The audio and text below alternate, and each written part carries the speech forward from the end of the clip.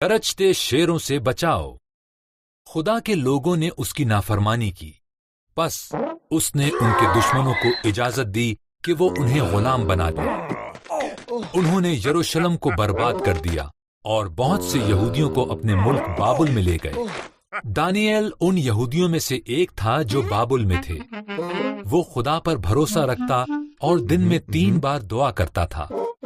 خدا نے اسے برکت دی اور وہ بابل میں ایک بڑا رہنما بن گیا۔ رہنما دانیال سے حسد کرتے تھے، بس انہوں نے ایک نیا قانون بنایا کہ لوگ صرف دارا بادشاہ ہی کی عبادت کریں۔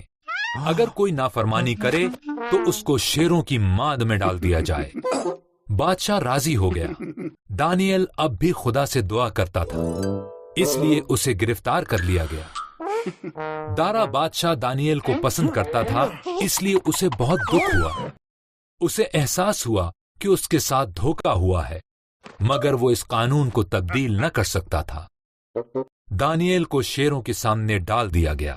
شیر دانیال کو دیکھ کر گرجے اور اس کی طرف لپکے، مگر وہاں ایک فرشتہ آ گیا۔ اسے خدا نے بھیجا تھا۔ فرشتے نے شیروں کے منہ بند کر دیے۔ دانیال نے وہاں 1 رات گزاری، مگر اسے کوئی نقصان نہ پہنچا۔ صبح سویرے دارا بادشاہ دانیال کو دیکھنے گیا کہ کیا وہ زندہ ہے۔ دانیال نے کہا، خدا نے مجھے بچانے کے لیے ایک فرشتہ بھیج دیا تھا۔ بادشاہ یہ سن کر حیران ہوا۔ دانیال کو ماند سے نکال لیا گیا۔ تب دارا بادشاہ نے دانیال کے دشمنوں کو ماند میں پھینکوا دیا۔ شیر انہیں ہڑپ کر گئے۔